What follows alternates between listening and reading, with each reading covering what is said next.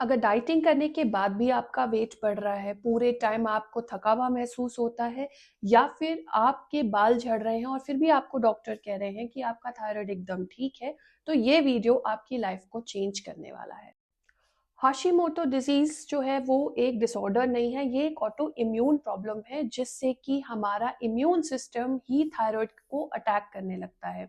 आइए जानते हैं कि थायराइड क्या क्या कंट्रोल करता है। Energy, metabolism, mood, hormones and weight. Over the time इसका इन्फ्लेमेशन बढ़ने के बाद आपका थायराइड डैमेज हो जाएगा जिसकी वजह से आपको हाइपोथायराइडिज्म हो जाता है। हाशिमोटो डिसीज नेक से शुरू नहीं होता, ये हमारे गट और इम्यून सिस्टम से शुरू होता है। ट्रिगर्स जानते हैं। Chronic stress, poor gut health, gluten sensitivity, insulin resistance, nutrition deficiencies, toxins and ultra processed foods इसका सबसे बड़ा कारण है। हमारा इम्यून सिस्टम कंफ्यूज हो जाता है और हमारे ही थायराइड को अटैक करने लगता है। सिम्टम्स जो कई सालों से इग्नोर होते हैं और बाद में डायग्नोज्ड होते हैं एज हाशिमोटो डिसीज, उसके बारे में बात करेंगे।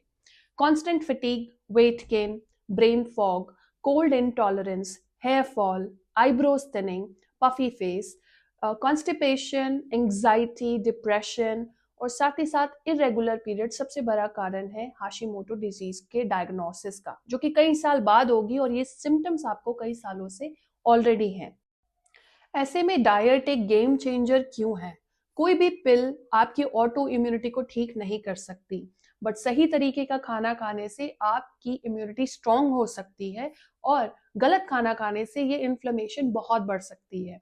इसीलिए डाइट एक गेम चेंजर है। अगर आप सही डाइट लेते हैं तो उससे आपका इन्फ्लेमेशन रिड्यूस होगा, आपका गट हील हो जाएगा, आपका एंटीबॉडीज रिड्यूस हो जाएगा और सबसे इंपॉर्टेंट, आपका हार्मोन कन्वर्जन इंप्रूव हो जाएगा T4 से T3 में।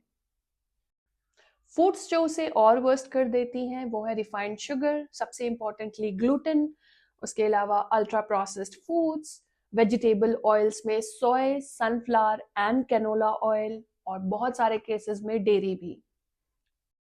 की न्यूट्रिएंट्स जो आपकी डाइट में होने चाहिए वो है selenium, zinc, iron, vitamin D and omega 3 fatty acids. Hashimoto disease cure तो नहीं हो सकता, बट इसे रेमिशन पे डाला जा सकता है। रेमिशन का मतलब है normal thyroid reports, no symptoms, reduced antibodies, minimal और जीरो मेडिकेशन, वो आपको आपके डॉक्टर ही बताएंगे। डाइट रिप्लेसमेंट नहीं है आपके मेडिकल थेरेपी का, पर अगर आप इनिशियल स्टेजेस पे हैं तो आप इसे कंप्लीटली कंट्रोल कर सकते हैं। मेरे बहुत सारे पेशेंट्स इसे अचीव कर चुके हैं। डाइट, गट हीलिंग, स्लीप पैटर्न इंप्रूव करके, स्ट्रेस मैनेज करके, अच्छी लाइफस्टाइल को फॉलो करके, तो आप भी कर सकते हैं। Never stop thyroid medication suddenly. ये आपके मेडिकेशन के अगेंस्ट डाइट नहीं है, ये आपके मेडिकेशन की साथ की डाइट है, ताकि एक ऐसा लेवल आए आपका जहां पे आपको मिनिमल मेडिकेशन लेने की जरूरत पड़े या फिर डॉक्टर खुद ही आपको जीरो मेडिकेशन पे डाल दे। डाइट इंप्रूव करती है कंडीशन को, तो सेल्फ डॉक्टर नहीं बनना है। ऐसा नहीं है कि एकदम से आपको अपनी मेडिकेशन छोड़ देनी है।